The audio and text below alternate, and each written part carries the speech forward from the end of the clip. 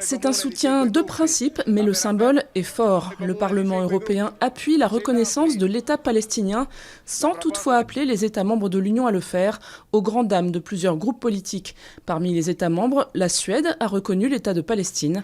Les parlements français, britanniques, espagnols, irlandais et luxembourgeois ont eux appelé à cette reconnaissance. À peine dévoilée, la nouvelle carte de l'éducation prioritaire est déjà contestée. À Paris, Marseille ou encore Bordeaux, des manifestants ont dénoncé le classement établi par Najat Vallaud-Belkacem. Enseignants et parents sont mobilisés depuis plusieurs semaines contre l'exclusion de certains établissements du dispositif. Un chiffre aux allures de sonnette d'alarme. Selon l'ONU, 1 million de personnes sont menacées par la faim en Afrique de l'Ouest à cause d'Ebola. En plus d'avoir fait 6 900 morts au Libéria, en Sierra Leone et en Guinée, l'épidémie a gravement perturbé les récoltes et les réseaux d'approvisionnement. Appelez-la Madame l'évêque.